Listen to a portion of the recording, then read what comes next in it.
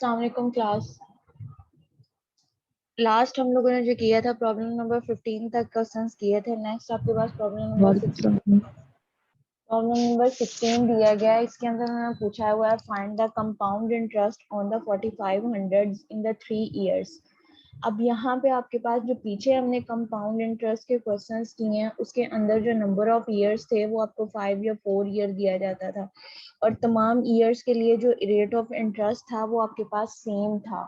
लेकिन ये था कि जो इंटरेस्ट की अमाउंट थी वो आपके पास जो प्रिंसिपल की अमाउंट थी उसके अंदर जो है वो इंटरेस्ट की अमाउंट को ऐड करते थे, लेकिन रेट ऑफ इंटरेस्ट जो था वो तमाम ईयर्स के लिए सेम था, वो डिफरेंट नहीं था। यहाँ पे जो नेक्स्ट आपके पास क्वेश्चन दिया गया है इसके अंदर जो रेट ऑफ इंटरेस्ट है वो हर ईयर जो है वो डिफरेंट है कि फर्स्ट ईयर जो है वो आपके पास कुछ है, सेकंड ईयर जो है वो कुछ है, थर्ड ईयर जो है वो आपके पास कुछ है। अब यहाँ पे उन्होंने कहा है कि फाइंड द कंपाउंड इंटरेस्ट, कि हमने उसका जो है वो कंपाउंड इंटरेस्ट फाइंड करना है ऑन द 4500 रुपीज जो है वो उसकी प्रिंसिपल अमाउंट है और नंबर ऑफ ईयर्स जो हमें दिया गया है यहाँ पे वो आपके पास 3 ईयर्स है। और उसने ये कहा है कि if the rate of interest is 4%, अगर उसका 4% फॉर द फर्स्ट ईयर, के फर्स्ट ईयर में उसका रेट ऑफ इंटरेस्ट अगर 4% हो, सेकेंड ईयर में उसका रेट ऑफ इंटरेस्ट जो है वो 5% है और थर्ड ईयर में जो उसका रेट ऑफ इंटरेस्ट है वो 6% है। यानी कि 3 साल आपके लिए, 3 साल के लिए जो है उसका हमने जो है इंटरेस्ट वो फाइंड आउट करना है और तीनों साल के लिए जो उसकी परसेंटेज है यानी कि जो रेट ऑफ इंटरेस्ट दिया गया है वो हमें डिफरेंट दिया गया है। अब यहाँ पे आपके पास प्रिंसिपल अमाउंट जो बनती है वो आपके पास क्या है, 4500 रुपीज आपके पास आ जाएगा। Rate for the first year वो आपके पास क्या है, रेट जो है कंपाउंड इंटरेस्ट के अंदर रेट को जो है वो स्मॉल आर के साथ डिनोट किया जाता है। वो फर्स्ट ईयर में आपके पास कितना है, 4% है और 4% जो उसका रेट ऑफ इंटरेस्ट है वो कितने सालों के लिए, 1 साल के लिए है। तो एन आपके पास क्या आ जाएगा, एन इज इक्वल टू 1 के number of years, total number of years जो दिए गए हैं वो हमारे पास 3 ईयर्स दिए गए हैं। उन 3 ईयर्स में जो रेट ऑफ इंटरेस्ट है वो हर एक ईयर का जो है वो आपके पास डिफरेंट दिया गया है। अब जो वो डिफरेंट रेट ऑफ इंटरेस्ट दिया गया है वो उन्होंने कहा है हमारे पास है कि उसके हिसाब से जो हमारे पास नंबर ऑफ ईयर्स बनते हैं वो आपके पास क्या आएगा। 4% के नंबर ऑफ ईयर्स कितने आ रहे हैं, वो हमारे पास 1 ईयर आ रहा है, तो वो एन इज इक्वल टू 1 आपके पास आ जाएगा। रेट आपके पास सेकंड ईयर जो है यानी कि आपके पास 5% के हिसाब से जो है वो आपके पास क्या है, सेकंड ईयर है और 5% जो है वो कितने साल के लिए उसके ऊपर इंटरेस्ट आपके पास है, वो भी आपके पास क्या है, 1 ईयर्स है। थर्ड आपके पास जो है वो आपके पास जो third year rate of interest है वो हमारे पास कितना दिया गया है, 6%। और उसके लिए भी जो नंबर ऑफ ईयर्स है यानी कि कितने ईयर्स के लिए जो रेट ऑफ इंटरेस्ट 6% है वो कितने ईयर्स के लिए है, वो भी हमारे पास क्या है, 1 ईयर्स के लिए आपके पास। तो यहाँ पे आपके पास क्या है कि 4% 1 ईयर के लिए, 5% वो भी 1 ईयर्स के लिए, 6% वो भी 1 ईयर्स के लिए, उसके जो टोटल ईयर्स हैं 3 ईयर्स वो भी हमारे पास कंप्लीट हो जाते हैं और उसकी परसेंटेज जो है वो भी हमारे पास आ गई। अब इन तीनों कंपाउंड इंटरेस्ट का जो फार्मूला आपके पास होता है वो capital I is equal to capital E P आपके पास इंटू 1 प्लस आर की पावर एन माइनस 1 आपके पास होता है। अब यहाँ पे नंबर ऑफ ईयर्स जो है वो हमारे पास जो है वो 3 दिए गए हैं, तो उसके हिसाब से जो आपके पास फार्मूला बनेगा वो आपके पास क्या आ जाएगा, अगर एन है एन की पावर 1 2 3 वो आपके पास डिफरेंट आएगा। अब यहाँ पे जो है वो हमने क्या फाइंड आउट करना है, उसकी जो है वो यहाँ पे उन्होंने रेट ऑफ इंटरेस्ट हमारे पास दिया गया है उसका कंपाउंड इंटरेस्ट फाइंड आउट करना है। तो वो जो हम अमाउंट का फार्मूला है वो अप्लाई करेंगे डिफरेंट ईयर्स के लिए। ए इज इक्वल टू आपके पास किसके इक्वल होता है, 1 प्लस आर की पावर एन आपके पास जो है वो अमाउंट का फार्मूला दिया जाता है। कंपाउंड फार्मूले के अंदर जो है वो अमाउंट के फार्मूले को जो है वो रिप्लेस करें तो उसको सिंप्लीफाई करने से जो आपके पास अमाउंट का फार्मूला बनता है वो आपके पास क्या आता है, A is equal to P into 1 plus are की 1 प्लस R1 इंटू की पावर जो है 1 आपके पास यानी कि n आपके पास बनता है। अब यहाँ पे जो टोटल ईयर्स दिए गए थे वो 3 है और तीनों ईयर्स का जो रेट ऑफ इंटरेस्ट दिया गया था वो हमारे पास क्या दिया गया, डिफरेंट दिया गया। तो उस हिसाब से हमारे पास जो अमाउंट का फार्मूला है वो हमारे पास 3 टाइम्स लिखा जाएगा, p इंटू 1 प्लस R1 उसकी पावर n1 यानी कि फर्स्ट ईयर नेक्स्ट आपके पास है P इंटू आपके पास R2 N2 यानी कि सेकेंड ईयर P आपके पास वही रहेगा 1 प्लस R3 और होल की पावर जो है N। तीनों के लिए जो प्रिंसिपल अमाउंट है आपके पास तीनों ईयर्स के लिए वो आपके पास क्या थी, सेम थी, यानी कि उसका P जो वैल्यू है वो आपके पास सेम है, लेकिन जो रेट ऑफ इंटरेस्ट है वो हमारे पास डिफरेंट है। अब यहाँ पे इस फार्मूले के अंदर वैल्यूज पुट करेंगे। फर्स्ट ईयर का जो रेट ऑफ इंटरेस्ट है वो हमारे पास क्या दिया गया 4%, उसको हम किससे जाहिर करेंगे 1 प्लस 4 डिवाइडेड बाय 100। परसेंटेज का जो है वो हमारे पास क्या आएगा 100 आएगा, तो यहाँ पे हमारे पास क्या हो जाएगा 4 डिवाइडेड बाय 100 आपके पास आ जाएगा। 4 डिवाइडेड बाय 100 हमने किया तो हमारे पास 0.04 आ जाएगा, उसमें 1 को ऐड किया तो 1.04 आपके पास आ जाएगा। नेक्स्ट ईयर का जो आपके पास दिया गया परसेंटेज वो हमारे पास 5% दी गई है, तो 5 डिवाइडेड बाय 100 इसको डिवाइड किया 0.05 आ जाएगा, उसमें 1 को ऐड किया तो 1.05 आपके पास वैल्यू बन जाएगी। थर्ड ईयर में रेट ऑफ इंटरेस्ट जो दिया गया वो 6% है, 6 डिवाइडेड बाय 100 0.06, 1 ऐड किया तो 1.06 ये वैल्यू आपके पास आ जाएगी। अब यहाँ पे जो हमारे पास वैल्यू बन रही है वो आपके पास क्या आ रही है 1.04, 1.05, 1.06 आपके पास आ रही है। इनके यहाँ पे जो ऊपर नंबर ऑफ n दिए गए थे वो हर एक का आपके पास क्या था 1 था। तो इंटीजर जब इंटीजर्स मैंने सॉल्व करना आपको बताए थे, अगर किसी चीज की पावर जो है वो नॉट आ जाए तो वो चीज जो है वो आपके पास 0 के इक्वल होती है, लेकिन अगर किसी चीज की पावर जो है वो एज इट आपके पास यानी कि 1 आपके पास आ जाए तो वैल्यू जो है वो आपके पास क्या लिखी जाती है एज इट लिखी जाती है। अब यहाँ पे जो आपके पास पावर्स थी वो आपके पास क्या थी 1 थी, इसको जब हमने इसको डिवाइड किया तो 1.04 की पावर 1 करोगे तो वो आपके पास क्या आ जाएगा 1.05। इसी तरह से 1.05 की पावर 1 करेंगे तो वो भी हमारे पास क्या आ जाएगा 1.405 आपके पास आ जाएगा। नेक्स्ट आपके पास जो है 1 इसकी 1.06 पावर आपके पास 1 दी गई थी, इसको भी हमने सॉल्व किया तो वो आपके पास 1.06 आ जाएगा। अब यहाँ पे 1.04 को जो है वो 1.05 के साथ हम मल्टीप्लाई करें तो हमारे पास आंसर क्या आ जाएगा 1.092 आ जाएगा। 1.04 को 1.05 के साथ मल्टीप्लाई करो तो 1.092 आ जाएगा। अब 1.092 जो आपके पास आया उसको 1.06 के साथ मल्टीप्लाई किया तो 1.15752 आपके पास वैल्यू बन जाएगी। यानी कि ये तीनों जो डेसिमल वाली पॉइंट्स आपके पास वैल्यूज दी गई हैं, इन तीनों को मल्टीप्लाई करने के बाद जो हमारे पास वैल्यू बनती है वो हमारे पास आती है 1.15752 आपके पास आ जाएगी। उस वैल्यू को जो है वो 4500 के साथ जो है वो हमने मल्टीप्लाई किया, उसको मल्टीप्लाई करने के बाद जो वैल्यू बनती है वो आपके पास 5208.84 आपके पास आ जाएगी। अब ये हमारे पास वैल्यू जो आई है 5208.84 जो आपके पास वैल्यू आई है, ये आपके पास क्या आई है अमाउंट की वैल्यू आई है। अमाउंट आपके पास वो रकम होती है जिसके अंदर जो है उसकी प्रिंसिपल वैल्यू और जो रेट ऑफ इंटरेस्ट है उसको कंबाइन कर दिया जाए, कंबाइन करके जो वैल्यू आपके पास बनती है वो आपके पास क्या कहलाती है अमाउंट कहलाती है। अब यहाँ पे हमने जो था वो तो हमने फाइंड क्या करना था रेट उसका इंटरेस्ट फाइंड आउट करना था कि तीनों सालों में ये डिफरेंट हमारे पास उसकी रेट ऑफ इंटरेस्ट दिया गया, उसके हिसाब से जो इंटरेस्ट की वैल्यू है यानी कि आई की जो वैल्यू है वो हमारे पास क्या बनती है। इसके लिए हम अमाउंट का फार्मूला भी यूज कर सकते हैं और दूसरा फार्मूला जो हमारे पास सिंपल कंपाउंड इंटरेस्ट का दिया जाता है P इंटू 1 प्लस आर की पावर n-1 जो है वो भी हम जो है इसमें यूज कर सकते हैं। उस फार्मूले को यूज करोगे तो डायरेक्ट जो है वो आपके पास जो है इसकी प्रिंसिपल की आई की जो वैल्यू है यानी कि कंपाउंड इंटरेस्ट की जो वैल्यू है वो आपके पास आ जाएगी, लेकिन अमाउंट का फार्मूला यूज करोगे तो ये जो वैल्यू आपके पास आती है ये आपके पास अमाउंट आता है।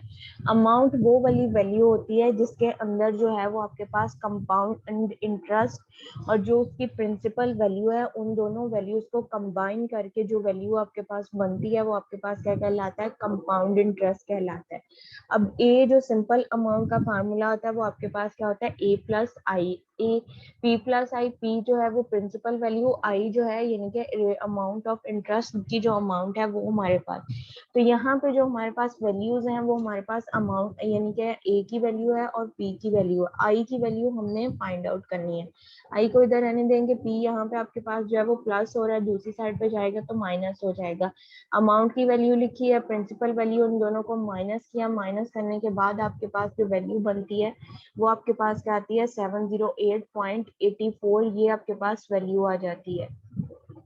यानी कि उसका जो कंपाउंड इंटरेस्ट 3 सालों का आ रहा है with different rate of interest, आपके पास जो उसकी रेट ऑफ इंटरेस्ट की परसेंटेज है वो डिफरेंट है तीनों सालों के लिए, और जो उसका 3 साल के अंदर रेट ऑफ इंटरेस्ट हमारे पास आ रहा है वो हमारे पास क्या है 708.84 आपके पास आ रहा है। अगेन से इस क्वेश्चन को मैं रिपीट कर रही हूँ, हमारे पास यहाँ पे उन्होंने दिया हुआ है फाइंड द कंपाउंड इंटरेस्ट, कि हमने जो है वो कंपाउंड इंटरेस्ट फाइंड आउट करना है 4500 का इन द 3 इयर्स। 3 सालों के अंदर जो है वो 4500 का जो है वो rate of interest find out करना है। प्रिंसिपल वैल्यू भी दी गई है, नंबर ऑफ ईयर्स भी दिए गए हैं, रेट ऑफ इंटरेस्ट भी दिया गया है। लेकिन यहाँ पे जो डिफरेंस है वो हमारे पास ये है कि जो रेट ऑफ इंटरेस्ट दिया गया वो तीनों सालों के लिए जो है वो डिफरेंट दिया गया है। फर्स्ट ईयर उसका रेट ऑफ इंटरेस्ट कुछ है, सेकंड ईयर जो है वो रेट ऑफ इंटरेस्ट कुछ है, थर्ड ईयर उसका रेट ऑफ इंटरेस्ट कुछ है। तो उसके हिसाब से जब उसका रेट ऑफ परसेंटेज जो है लेकिन उसकी प्रिंसिपल वैल्यू वो सेम है।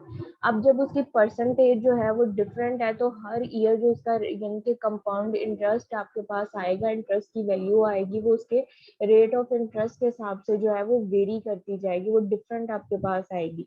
अब जो ये रेट ऑफ इंटरेस्ट दिया गया 4% दिया गया, वो आपके लिए कितने 1 ईयर के लिए दिया गया है, 5% वो भी 1 ईयर के लिए, 6% जो है वो भी 1 ईयर के लिए।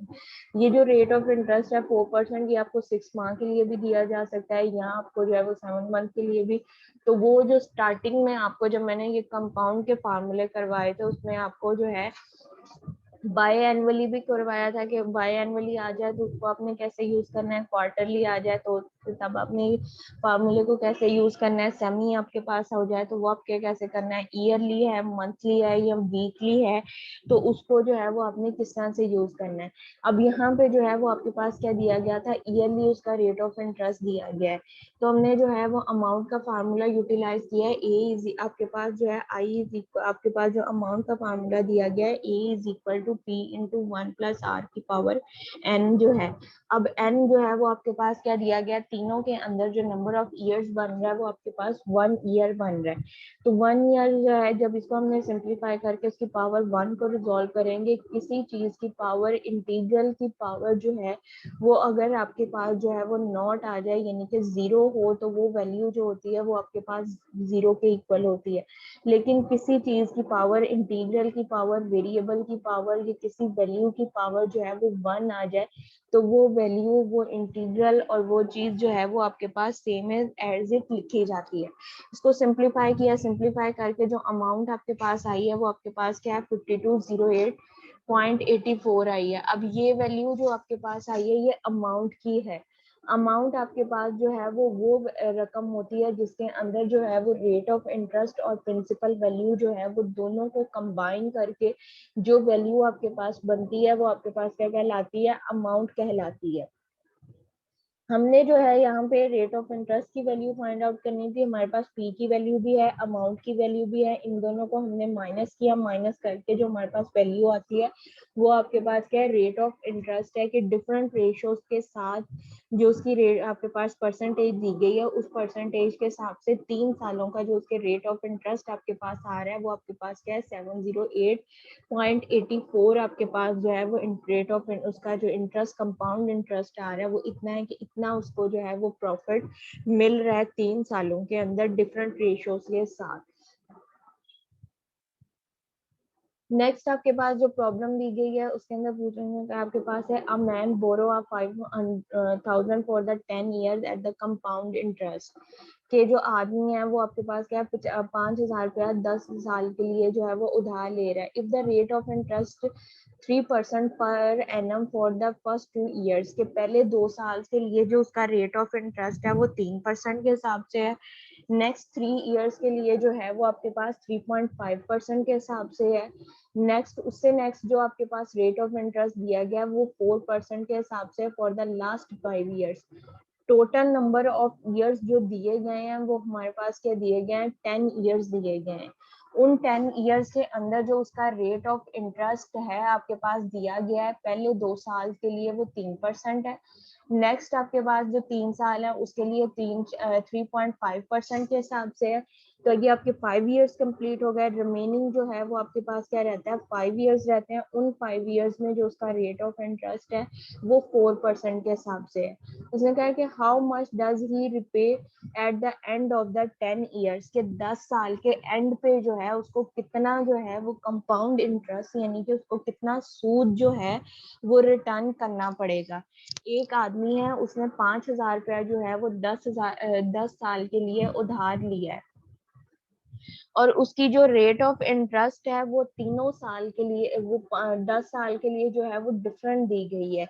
जो पहले 2 साल हैं उसके लिए 3% दिया गया है, अगले जो 3 साल हैं उसके लिए 3.5% के हिसाब से है, उससे अगले जो 5 साल हैं उसके लिए जो है वो उसने 4% के हिसाब से उसका रेट ऑफ इंटरेस्ट जो है वो फिक्स किया है। उसके हिसाब से जो है रेट ऑफ इंटरेस्ट जो है वो फिक्स हमने करना है, तो हमने फाइंड क्या करना है, उसने कहा कि how much does he repaid at the end of the year. इसके अंदर उन्होंने जो है वो आपसे कंपाउंड इंटरेस्ट नहीं पूछा कि कितना निकलेगा, उसने ये पूछा है कि at the end of the 10 years के 10 साल के बाद उसने टोटल जो उसको यानी कि पैसे हैं वो कितने हैं, वो जो यानी कि प्रिंसिपल अमाउंट के अलावा प्रिंसिपल वैल्यू और जो इंटरेस्ट की वैल्यू दोनों को कंबाइन करके जो वैल्यू बनती है, यानी कि टोटल उसने उसको कितना रिटर्न करना है। 5,000 जो है उसने उधार लिया वो तो उसने रिटर्न करना ही करना है, उस 5,000 के ऊपर जो है वो उसने कितना पैसा जो है वो उसने रिटर्न उसको करना है 10 साल के बाद, जिससे उसने जो है वो पैसे बोरो किए हैं। हर साल के लिए जो है वो रेट ऑफ इंटरेस्ट जो दिया गया है, 10 साल आपके पास total year number of years जो दिए गए हैं वो 10 इयर्स आपके पास दिए गए हैं, और हर ईयर का जो कंपाउंड ऑफ इंटरेस्ट है वो आपके पास डिफरेंट दिया गया है। उस compound of rate of interest के हिसाब से जो उसकी वैल्यू बनेगी और जो प्रिंसिपल वैल्यू आपके पास दी गई है, दोनों को कंबाइन करके जो है वो आपके पास कितनी वैल्यू बनेगी जो आपने at the end of the years, at the 10 years के एंड पे जो है वो आप उसने आदमी ने जो है वो रिटर्न करनी है। अब जो चीजें हमें गिवन है वो आपके पास क्या है, प्रिंसिपल वैल्यू जो है वो आपके पास दी गई है, और प्रिंसिपल वैल्यू आपके पास कितनी है, 5,000 वो आपके पास दिया गया है। Rate of interest for the first years, यानी कि जो पहले आपके पास साल है उसके लिए रेट ऑफ इंटरेस्ट जो है वो आपके पास कितना है, 3%। और 3% जो रेट ऑफ इंटरेस्ट दिया गया है वो आपके पास कितने नंबर ऑफ ईयर्स के लिए दिया गया है, 2 इयर्स के लिए। उसको जो रेट ऑफ इंटरेस्ट है, फर्स्ट जो उसका रेट ऑफ इंटरेस्ट है वो आपके पास क्या है, 2 इयर्स के लिए 3% के हिसाब से आपके पास दिया गया है। Second one rate of interest 2 जो है सेकेंड ईयर्स यानी कि उससे अगले साल के लिए जो उसको रेट ऑफ इंटरेस्ट दिया गया है वो आपके पास क्या है, 3.5% के हिसाब से दिया गया, और वो जो 3.5% के हिसाब से रेट ऑफ इंटरेस्ट दिया गया वो कितने सालों के लिए दिया गया है, वो हमारे पास क्या है, 3 साल के लिए दिया गया। यानी कि जो दो ये रेट ऑफ इंटरेस्ट है इसके अंदर जो है नंबर ऑफ ईयर्स उसके जो है वो 5 नंबर ऑफ ईयर्स जो है वो कंप्लीट हो जाते हैं। रिमेनिंग आपके पास 5 इयर्स बच जाते हैं। जो थर्ड रेट ऑफ इंटरेस्ट है वो हमारे पास क्या है, 4% के हिसाब से दिया गया, और वो जो 4% है वो आपके पास कितने के लिए, 5 इयर्स के लिए दिया गया है। तो टोटल यहाँ पे जो नंबर ऑफ ईयर्स हैं वो 10 इयर्स आपके पास कंप्लीट हो जाते हैं, और उन 10 इयर्स का ये आपके पास जो है वो रेट ऑफ इंटरेस्ट जो है वो भी आपके पास आ जाएगा कि वो रेट ऑफ इंटरेस्ट जो है वो आपके पास कितना दिया गया है। अब इसको हमने रिजॉल्व करना है। फर्स्ट ईयर के लिए आपके पास जो रेट ऑफ इंटरेस्ट दिया गया है वो 3% है। 3% आपके पास कितना दिया गया है, अमाउंट का फार्मूला आपके पास जो है वो यूटिलाइज होगा, A is equal to P into 1+r की पावर n इंटू आपके पास 1+r2 की पावर n2 प्लस 1 इंटू आपके पास 1+r की पावर r3 इंटू होल की पावर n3। n1 की वैल्यू जो है वो आपके पास 2 दी गई है, n2 की वैल्यू 3 दी गई है, n3 की वैल्यू जो है वो आपके पास 5 दी गई है। प्रिंसिपल वैल्यू जो आपके पास दी गई है वो आपके पास कितनी है 5000, वो हमने लिख दी। फर्स्ट आर की जो रेट ऑफ इंटरेस्ट है वो 3% है, उसको हमने रिजॉल्व किया तो आपके पास क्या हो जाएगा 3 डिवाइडेड बाय 100, तो ये आपके पास 0.03 और होल की उसमें 1 को हमने ऐड किया तो हमारे पास क्या हो जाएगा 1.03 की पावर 2 आपके पास आ जाएगा। नेक्स्ट जो दिया गया वो आपके पास क्या है 3.5 आपके पास दिया गया। अगर इसका पॉइंट हम खत्म करें तो यहाँ से आपके पास क्या हो जाएगा 35 और नीचे आपके पास क्या आ जाएगा 10।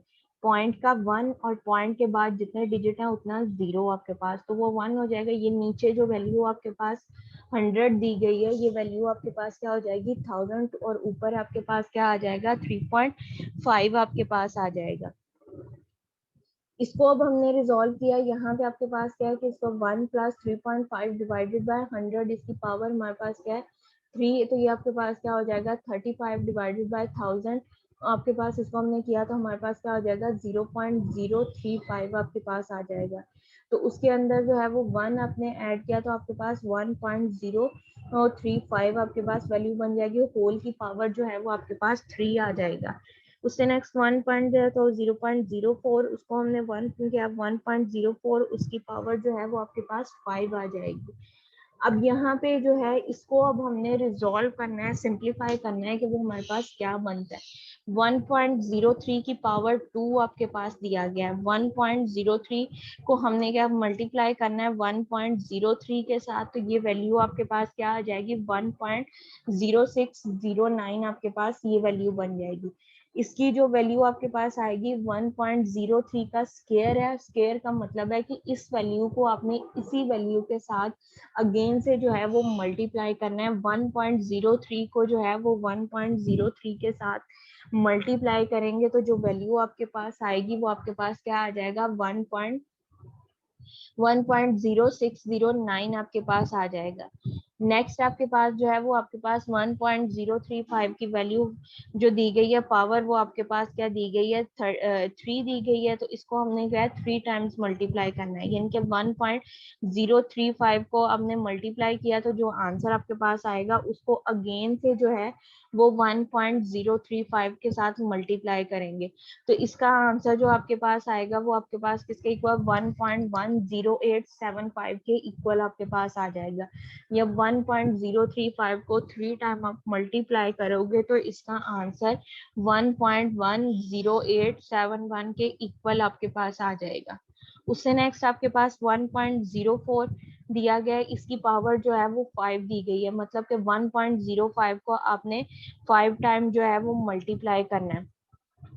इसको 5 टाइम मल्टीप्लाई करोगे तो आपके पास इसका आंसर जो है 1.05 को 1.05 से 04 के साथ जो है वो मल्टीप्लाई करेंगे तो हमारे पास जो वैल्यू बनेगी वो 1.0816 आ जाएगा। फिर अगेन से जो है वो 1.086 को 1.086 के साथ मल्टीप्लाई कर लो तो वो आपके पास इसकी 8 पावर जो है वो आपके पास कंप्लीट हो जाएगी। उसको मल्टीप्लाई किया तो वो आपके पास जो वैल्यू आएगी उस वैल्यू को अगेन से जो है वो 1.05 के 04 के साथ मल्टीप्लाई कर लो तो आपके पास वैल्यू जो आएगी 1.216652 आपके पास आ जाएगी। फिर इन वैल्यूज ये जो इसकी वैल्यूज आपके पास आई होंगी उसको जो है वो 5000 के साथ मल्टीप्लाई करो तो उसकी जो अमाउंट की वैल्यू आपके पास आती है वो आपके पास क्या है 7156 आपके पास रुपीज आता है। यानी कि अगर उसने जो है वो 5000 रुपया जो है वो उधार लिया है 10 साल के लिए तो उसके ऊपर जो उसको प्रॉफिट देना पड़ेगा, जो उसकी प्रॉफिट की अमाउंट और जो उसका 5000 है दोनों को प्लस करके जो उसके 10 साल के बाद उसने वो रकम जो उधार उसने ली थी, जो रकम उसने उधार ली थी वो उसने वापस करनी है, वो आपके पास क्या बनेगी 7156 रुपीज जो है वो उसने जो है वो रिटर्न करने आफ्टर 10 ईयर्स। 10 साल में उसने आदमी ने जो है वो 5000 रुपया उधार लिया 10 साल के लिए। 10 साल के लिए जो उसका रेट ऑफ इंटरेस्ट है वो हर साल जो है वो आपके पास डिफरेंट दिया गया है। फर्स्ट 2 ईयर्स के लिए उसका रेट ऑफ इंटरेस्ट जो है वो 3% के हिसाब से है। नेक्स्ट 3 ईयर्स के लिए जो उसका रेट ऑफ इंटरेस्ट है वो 3.5% के हिसाब से है। उसके नेक्स्ट जो है वो 10 ईयर्स के लिए जो 5 ईयर्स के लिए जो उसका रेट ऑफ इंटरेस्ट है वो उसका जो है वो 4% के हिसाब से है। इनको हमने यूटिलाइज करके वैल्यूज को सिंप्लीफाई किया। सिंप्लीफाई करने के बाद जो अमाउंट की वैल्यू आती है वो आपके पास क्या है 7,156 रुपीज आपके पास आती है। यानी कि 10 साल के बाद जो उसने आदमी ने रकम रिटर्न करनी है वो 7,156 रुपीज जो है वो उसने उसको रिटर्न, टोटल इतने रुपीज जो है वो उसने उसको रिटर्न करनी है।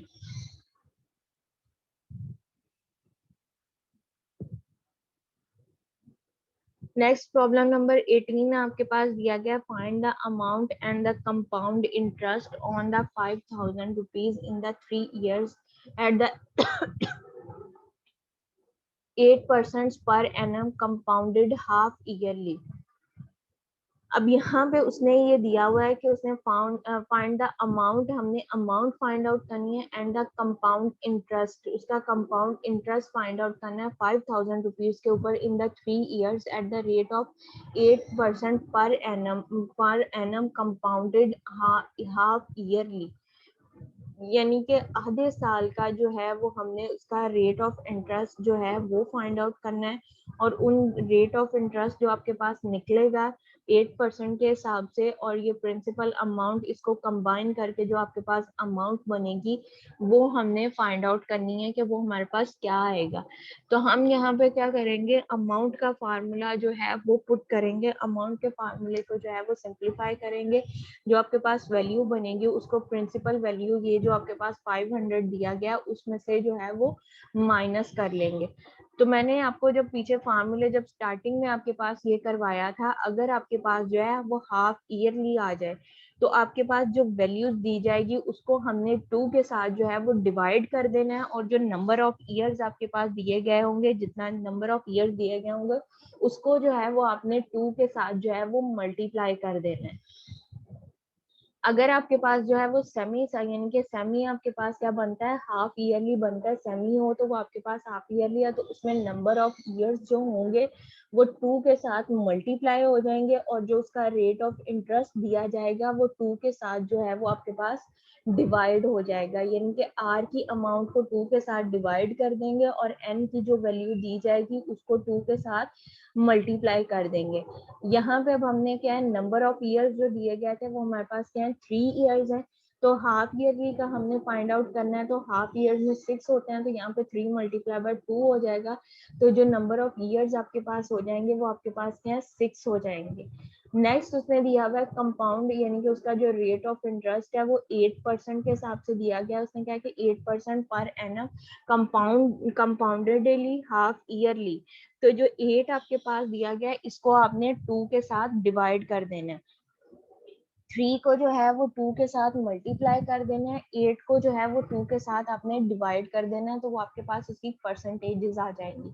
एन की वैल्यू जो है वो आपके पास क्या हो जाएगी 6 जो है वो आपने यूज करनी है।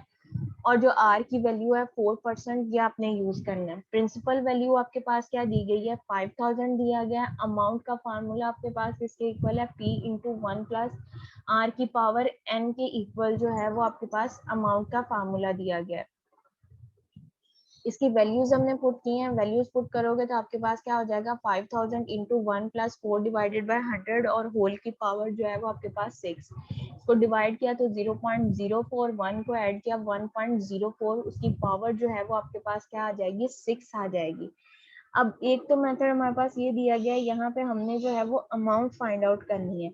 इसकी पावर जो दी गई है वो हमारे पास क्या दी गई है 6 दी गई है।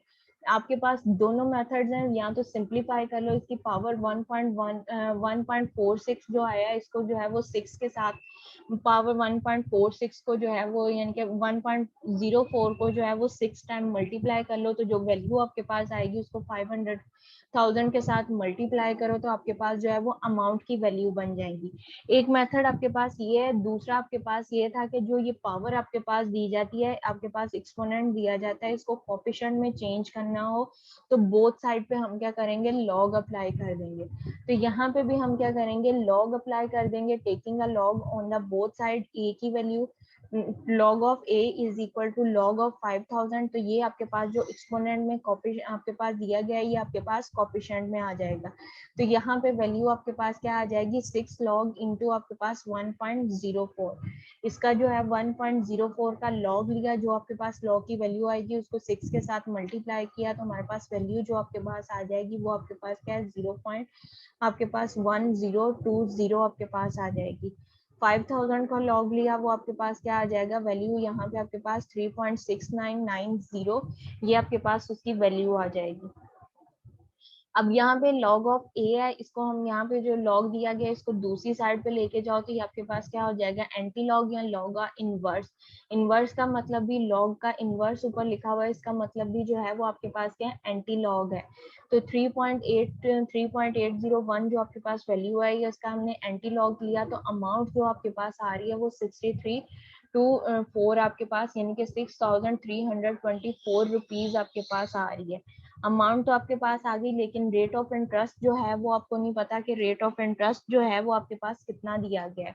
तो यहाँ से जो है अमाउंट जो दी गई है उसमें से जो है वो आई की वैल्यू हमने निकालनी है, तो हम क्या करेंगे ए माइनस पी कर देंगे। अमाउंट में से जो है वो प्रिंसिपल वैल्यू को माइनस करेंगे तो हमारे पास जो है वो इंटरेस्ट की वैल्यू जो है वो आपके पास आ जाएगी। तो I is equal to 6324 rupees minus 5000। तो यहाँ पे आपके पास जो वैल्यू आ जाएगी वो आपके पास क्या है 1324 आपके पास आ जाएगी, यानी कि उसकी जो अमाउंट हमारे पास आई है वो 6324, और जो इंटरेस्ट हमारे पास आया है वो आपके पास क्या है 1324 आपके पास जो है उसका रेट ऑफ इंटरेस्ट आपके पास आ जाएगा।